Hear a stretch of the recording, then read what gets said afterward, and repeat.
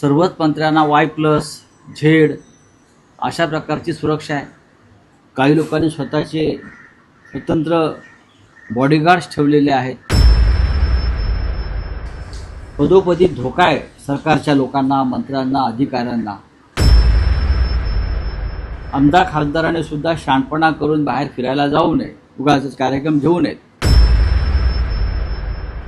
जे गद्दार आहेत, मग मंत्री असतील, आमदार असतील, खासदार असतील, त्यांनी तर कोणताच धोका पत्करू नये। राऊत एक आहे की तुम्ही आता एक ट्विट केलेलं आहे आणि त्याला तुम्ही लक्षवेधी म्हटलेलं आहे। गृहमंत्री म्हणून देवेंद्रजी यांनी घेतलेला आतापर्यंतचा विजनरी निर्णय, सर्व मंत्री व सरकारी आमदार खासदारांना माझी विनंती आहे की बाहेर फिरू नका, घरीच राहा, धोका पत्करू नका, बाहेर वादळ घोंगावत आहे। आणि कंसात तुम्ही म्हणतात की गद्दार मंडळींनी तर भूमिगत व्हावे, जय महाराष्ट्र। एक बातमी तुम्ही लोकसत्तेतली एक बातमी वृत्तपत्रामध्ये काल प्रसिद्ध झाली की देवेंद्र फडणवीस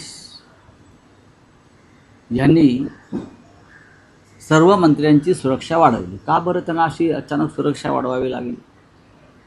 सर्वच मंत्र्यांना Y+ झेड अशा प्रकारची सुरक्षा आहे। काही लोकांनी स्वतःचे स्वतंत्र बॉडीगार्ड्स ठेवलेले आहेत।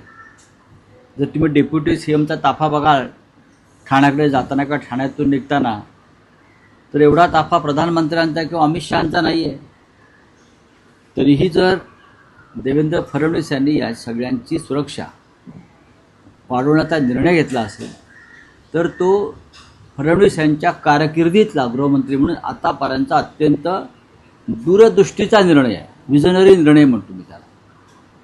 कारण महाराष्ट्रातलंच नव्हे, देशातलं वातावरण अत्यंत बिघडलेलं आहे, सरकार विरोधी आहे, पदोपदी धोका आहे सरकारच्या लोकांना, मंत्र्यांना, अधिकाऱ्यांना। त्याच्यामुळे मंत्र्यांनी उगाच बाहेर फिरू नये, आमदार खासदाराने सुद्धा शाणपणा करून बाहेर फिरायला जाऊ नये, उगाच कार्यक्रम घेऊ नयेत। बाहेर वादळ घोंगावत आहे, लाल बावटा दाखवलेला आहे तिथे, ते असं ना समुद्रात वादळातला बावटा, पांढरा बावटा, लाल बावटा। तर बाहेर वादळ घोंगावत आहे, वादळाशी खेळू नका।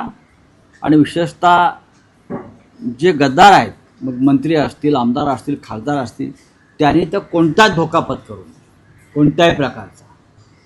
लोकांच्या नजरेत सुद्धा पडू नये त्यांनी। फार गंभीर परिस्थिती आहे, वातावरण चिघळलेलं आहे। तर मी एका मानवतेच्या भावनेने सांगतो, काही अघटित घडू नये म्हणून देवेंद्रजींनी जो निर्णय घेतलेला आहे सिक्युरिटी वाढवण्याची, तो चांगला आहे। अजून जर काय आर्मी वगैरे आणता आली त्यांच्या सिक्युरिटीसाठी, तर केंद्र सरकारकडे लष्कराची पण मागणी केली पाहिजे। आपण काल शिवाजी पार्कला पाहिलं असेल कसं वादळ घोंगावत होतं, आपण काल पुण्यात पाहिलं असेल कसं वादळ घोंगावत होतं, नाशिकला पाहिलं असेल कसं वादळ घोंगावत होतं। आणि परत मी हे पण सांगेन की उठसूट दिल्लीत फेऱ्या मारू नका अमित शहांना भेटण्यासाठी।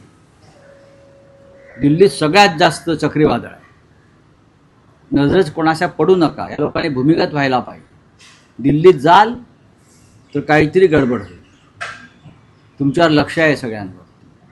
ज्यांनी ज्यांनी या देशाशी बेईमानी केलेली आहे, जनतेशी बेईमानी केलेली आहे, त्यांच्या जीवाला आणि त्यांच्या मालमत्तेला धोका आहे। म्हणून देवेंद्रजींनी जो निर्णय घेतला आहे गृहमंत्री म्हणून, पहिला विजनरी निर्णय, की सर्व मंत्र्यांची आणि आमदार खासदारांची सुरक्षा वाढवावी, त्याचं मी स्वागत करतो।